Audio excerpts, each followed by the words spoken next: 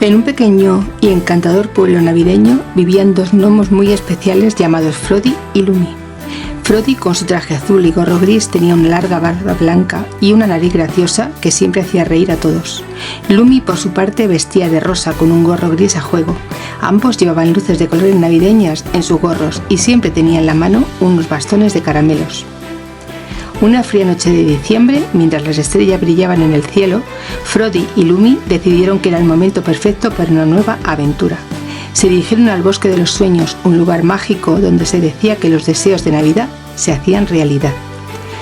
Al llegar al bosque encontraron un sendero iluminado por luciérnagas que los guió hasta un árbol gigante decorado con adornos brillantes y cintas doradas.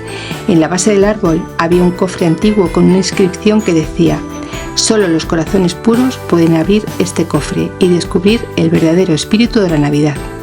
Frodi y Lumi, con sus corazones llenos de bondad y alegría, abrieron el cofre sin dificultad.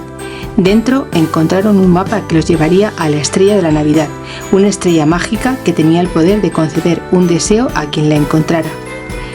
Siguiendo el mapa, los gnomos atravesaron ríos congelados, escalaron montañas nevadas y cruzaron puentes de hielo. En cada paso, las luces de sus gorros brillaban más intensamente, iluminando su camino. Finalmente llegaron a la cima de una colina donde la estrella de la Navidad brillaba con una luz deslumbrante. Frodi y Lumi pidieron su deseo, que todos en el mundo pudieran sentir la alegría y el amor de la Navidad, no solo en diciembre, sino durante todo el año. La estrella, conmovida por su deseo desinteresado, se elevó al cielo y esparció su luz por todo el mundo. Desde ese día, el espíritu de la Navidad se sintió en cada rincón del planeta, y Frodi y Lumi regresaron a su pueblo sabiendo que habían hecho algo maravilloso. Cada año, en la misma noche, los gnomos vuelven al Bosque de los Sueños para recordar su aventura y renovar su deseo de amor y alegría para todos.